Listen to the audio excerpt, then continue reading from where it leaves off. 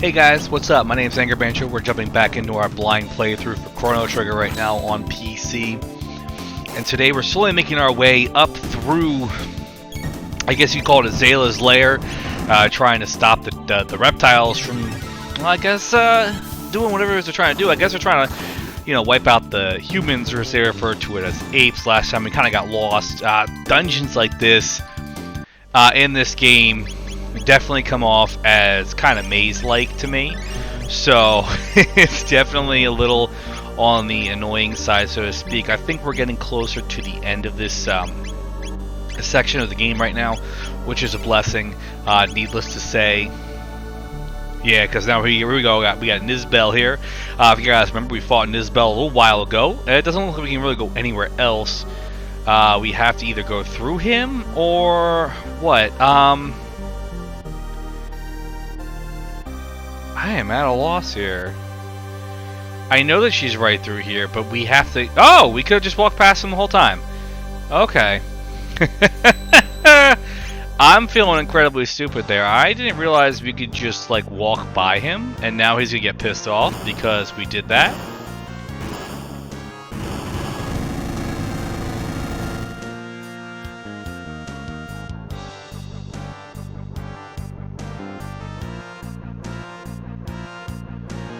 I like how they made Nizbel like a total meathead here.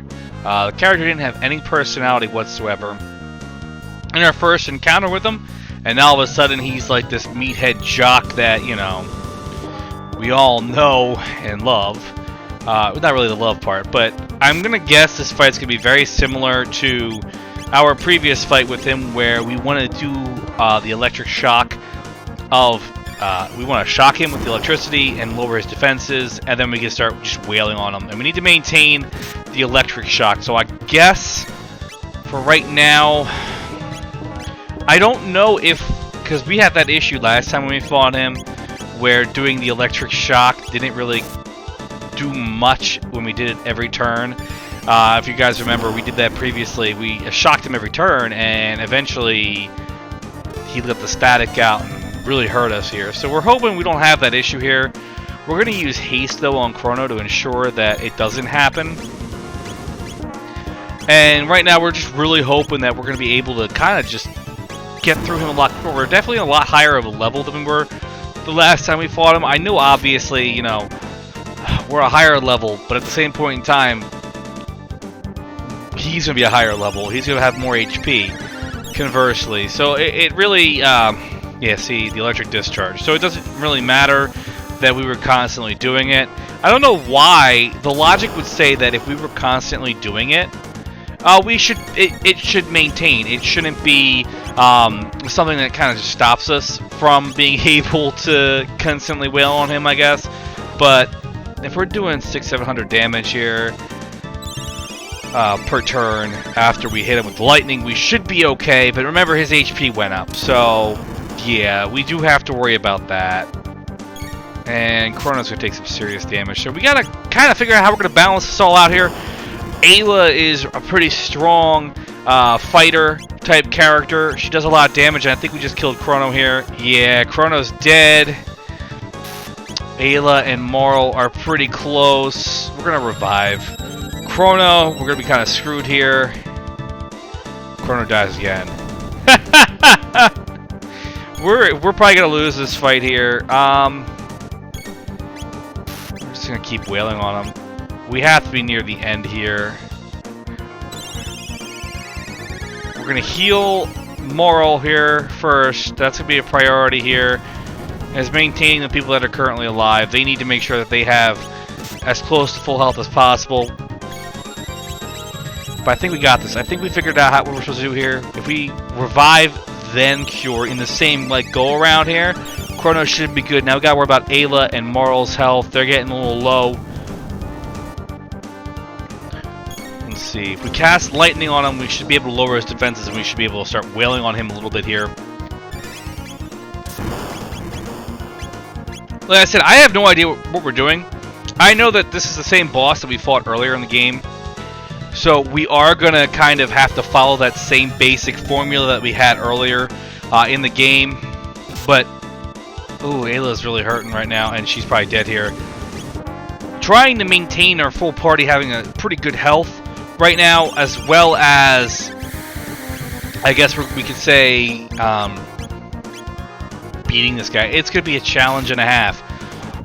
That was a lot of damage there, but I think Ayla's dead. Oh, man, this is tough.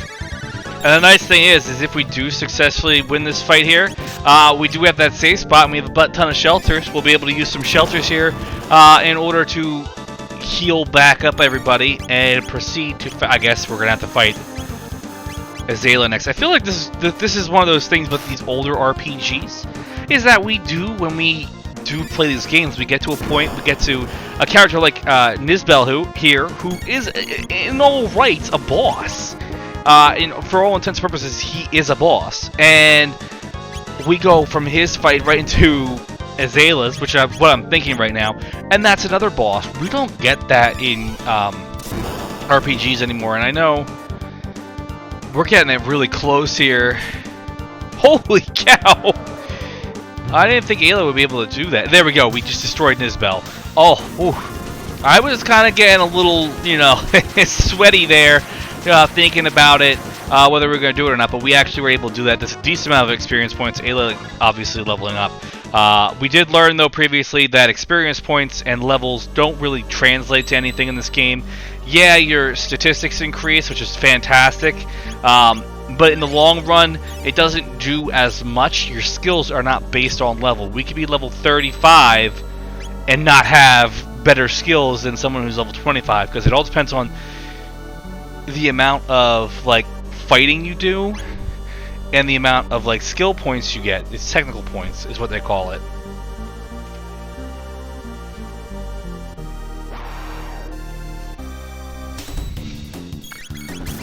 So it looks like I was partially wrong here when we were going to go fight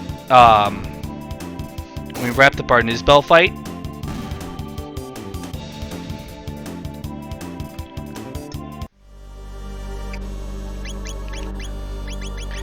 We weren't exactly going straight to Azalea to fight her, which is a blessing, I guess, but also a curse, because I'd rather go straight up and fight her with full HP, full MP, and everything fully maxed out. And that would be my personal preference versus what we're getting.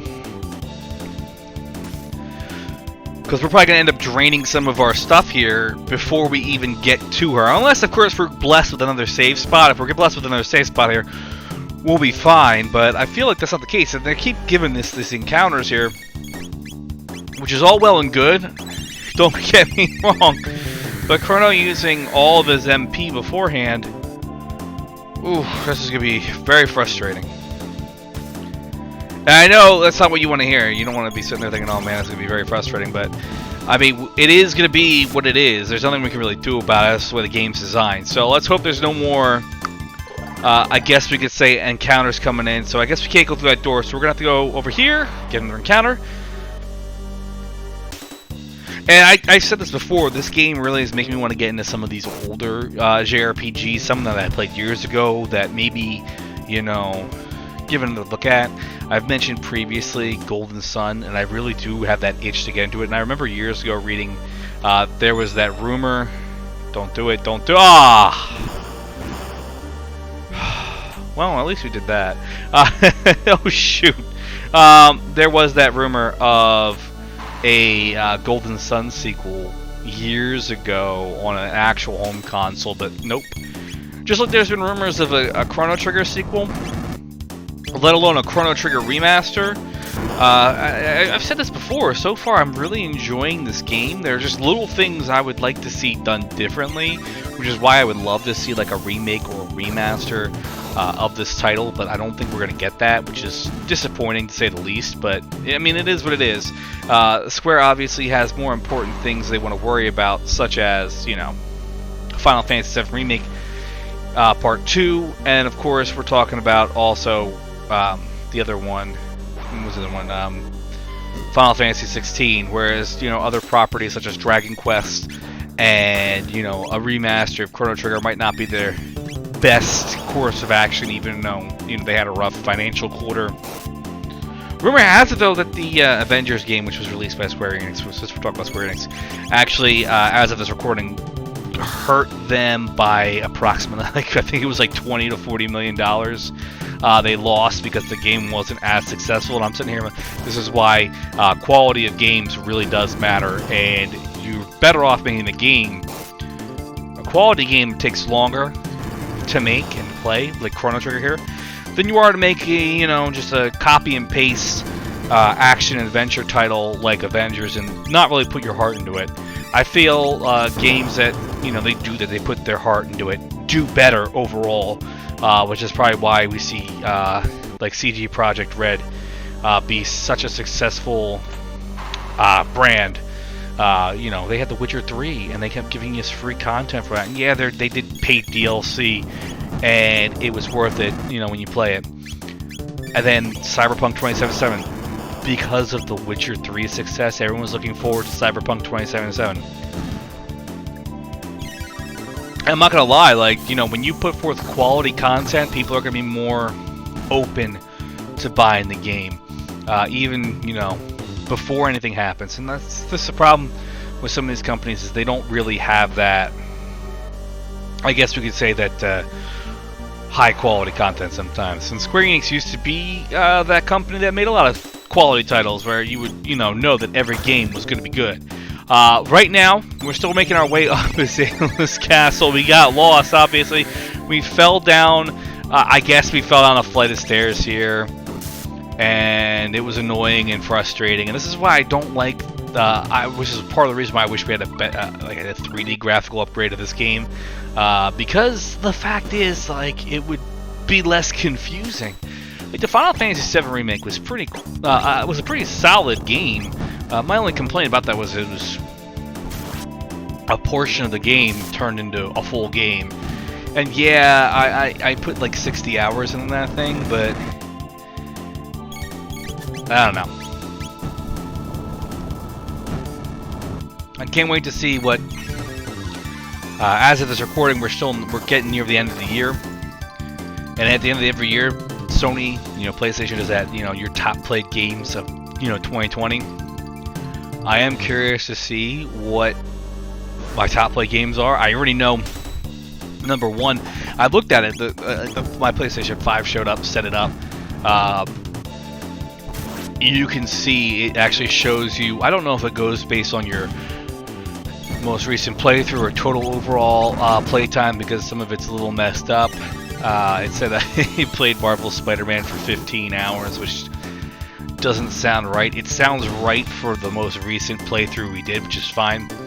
But it lists like Persona 5 Royal as 320 hours, and then The Witcher's at like, I guess The Witcher we had it at like 177 hours, which seems a little short because Ghost of Tsushima was 100. And Kings of Amalur was, I guess, Kings of Amalur was like 50 to 60 hours, which didn't seem right. I guess it doesn't count, like, when you play the game, you kind of leave it up and you walk away for a minute. Yeah, it doesn't count those. Alright, so we got the save spot to appear this time. We're going to save real quick. You see, we've only put about 10 hours into this game so far. I probably should have used a shelter, but we're going to get into this fight real quick. I want to get through this fight, and then maybe we'll use the shelter here. Our HP's looking good because we just healed up everything. I didn't realize we were going to come back to the save spot. It's our MP that really could use it. And we have got plenty of shelter, so I'm not really as concerned about using them as I normally would be.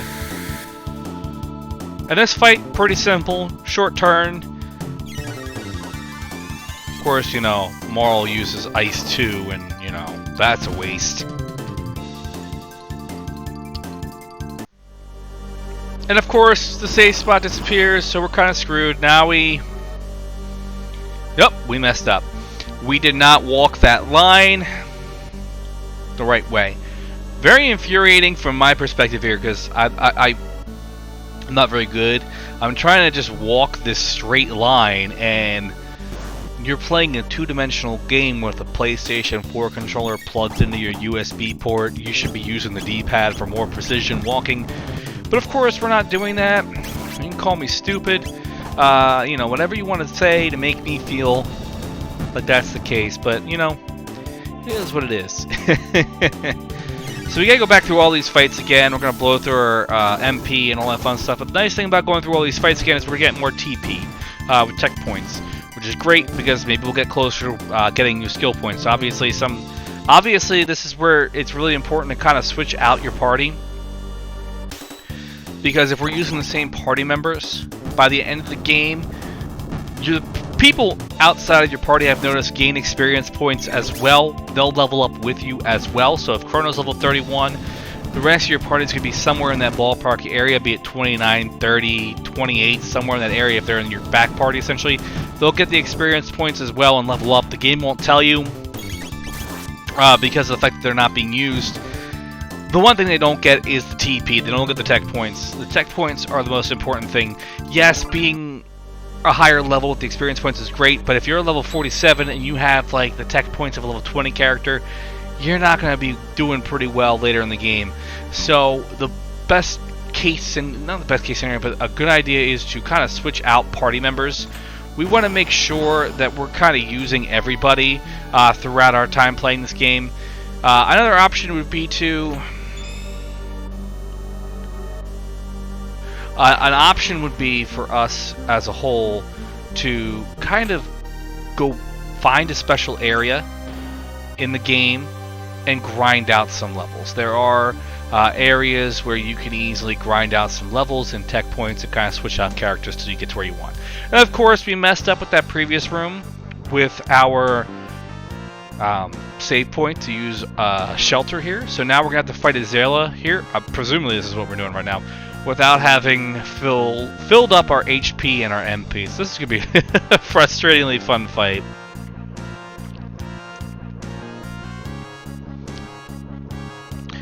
I feel like, though, at this point in the game, we're all in our early 30s in terms of levels. I feel like this is a good place to be level-wise, because it really means we're a little higher than we should be, because we didn't have as much trouble with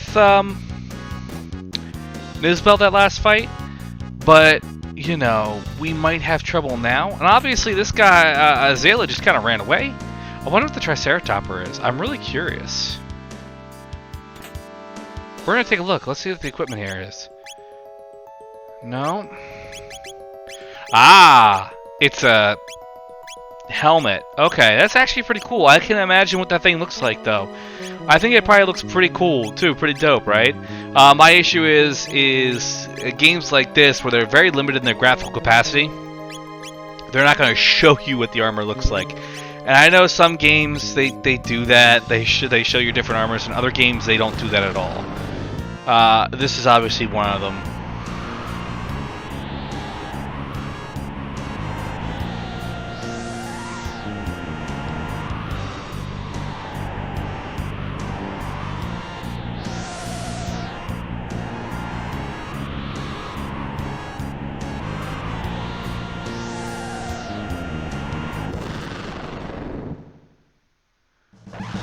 Okay, so we're gonna get in this boss fight. There's something about a red star. They want to fall down to Earth. That's interesting. So we're probably gonna mess this up royally. We didn't replenish our HP, MP, so I wouldn't be surprised if we end up dying. So right now, this fight, it's the Black Tyranno, whatever it is, and Azela. So we kind of have to figure out the best course of action, strategy-wise, to figure out how to take this down. Do we want to go after the dinosaur in the background first, or do we want to focus on taking out Azela? Which one's going to be the priority here? And that's what I'm trying to figure out. Right now, we're going to cast Haste on Chrono. Chrono is our best character in the party right now because he's got the best moves. He's the strongest character. Everything like that. We're not doing much damage to the dinosaur, so maybe we're supposed to go after Azela first. That's all well and good. We'll try this strategy out here first. 345. It's kind of hard to see the numbers on the screen. This boulder effect is rough. Oof.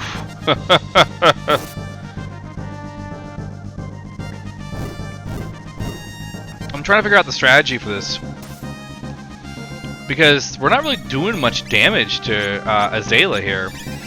I'm sure there's probably a better setup here than what we're at, and we're probably gonna end up, like, you know, dying. which would be really just kind of disappointing, because we're gonna have to probably start. I hope that if we do fail and die, that, you know, when it restarts us right before the fight. I guess we'll have to wait and see. Another thing I'm curious about is if the game is intentionally, you know, if so, like, the one thing I'm always curious about these older games, and even some newer games, is like enemy AI. I know it's more advanced now than it was in 1994, 1995 when this came out. So I'm curious if, like, every time you fight this boss, it's going to be the similar logic, or if it's kind of randomized. I'm really curious about that. I don't know how it would work, but it's something I'm just really curious about, because of the fact that I want to know. Because I can imagine now boss fights in games like this in general, you can't say, well, after, you know, you map out each and every single turn. I feel like that's the same way with all boss fights in games in general like this, but they are old titles or new titles. I just don't know. It's just a really cool thing I'm curious about. I know, like, in some instances, if a boss reaches a certain difficulty, like, not difficulty level is the wrong word to use, but if they reach like a certain, I guess, like, if they're on the verge of dying, like we saw earlier in the game, Magus used the same move like 4 turns in a row, because he was like on the verge of dying. He was there, you know, like when a boss glows red and orange in older arcade games on the NES. Yeah, kind of like that. So right now, we did take out Azala, which is great.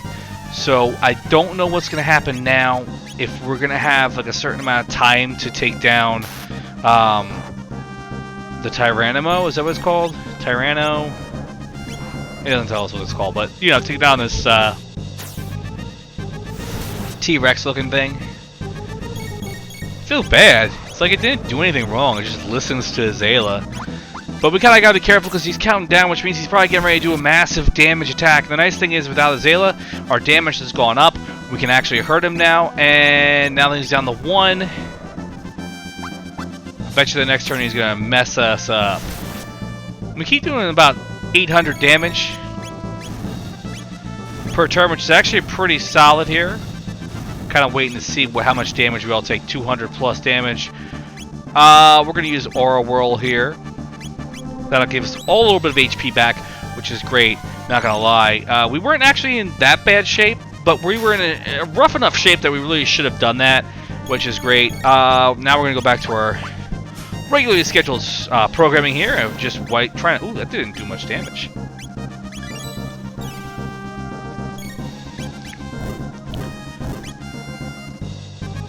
Kind of has me worried right now. I feel like we're doing a lot of damage, and at the same point in time, I feel like we're not doing a lot of damage. This thing needs to just drop dead. Like, I'm not even joking. This thing needs to die. Just die for me, please. We're going to give haste to Ayla so we can increase the amount of times we can do that move. And Ayla already has a fast amount of, you know, her yellow bar on the bottom already replenishes pretty quickly. Actually, so we should be able to get off more turns with her and Chrono. Obviously, her MP is running low. And we're going to have Moral cast haste on herself so she can heal us more quicker than she usually does. So I feel like haste is going to be a really unfair move from this point on in the game with Moral, because haste is going to increase our character's ability to do turns. And I feel like that's going to be unfair in some fights. And I feel like that's going to be necessary in some fights.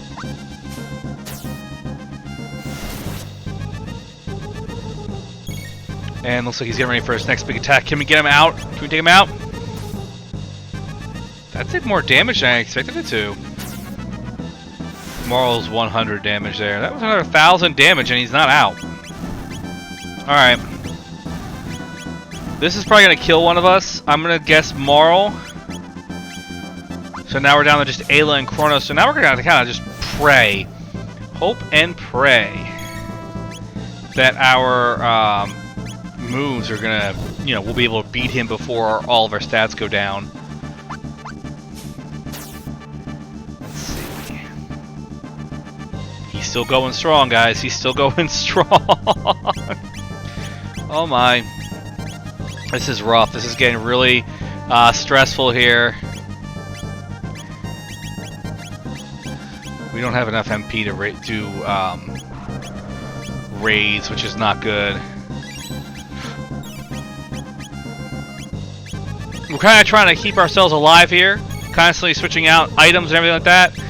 I know we're probably getting near the end of this fight, but I want to make sure Marl is alive. If she's not alive, when we finish the fight, she won't get her experience points or tech points.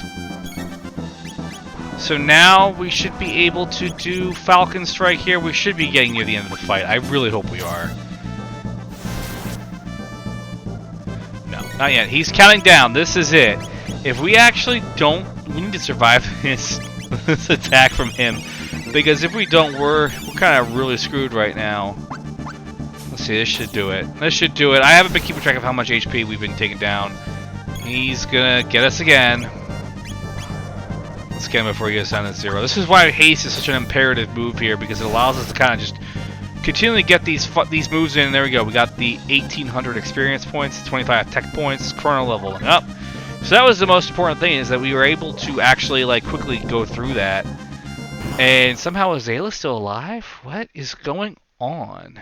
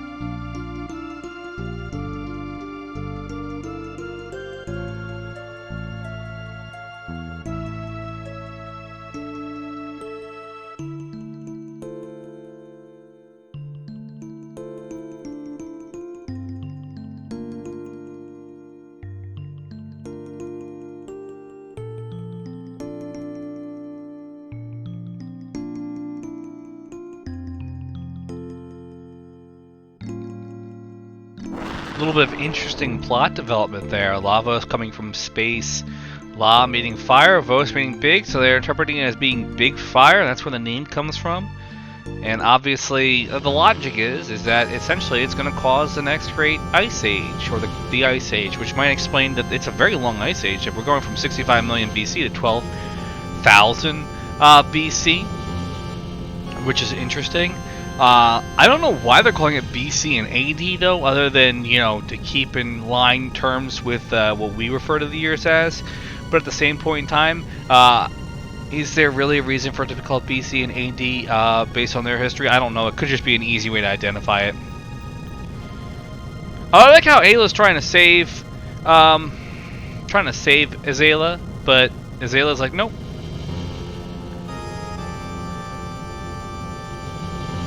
And I like how, I feel bad, like Azala is more advanced in terms of everything, and the humans are not very advanced, and we just saw Lavos just pretty much wipe out most of that little area. So we're going to see what happens next. This looks like a great jumping off place. My name's been Anger Banjo, guys. Thank you so much for watching our blind playthrough for Chrono Trigger. We got more Chrono Trigger coming your way. We're going to see what happens next with Lavos. Are we going to be able to fight him now, or do we have to wait a little bit longer? Who knows? But make sure you guys like, comment, and subscribe. And I'll see you guys next time. We're going to have more Chrono Trigger. We're going to continue our story. See what happens next for Chrono and our intrepid heroes. Don't go anywhere.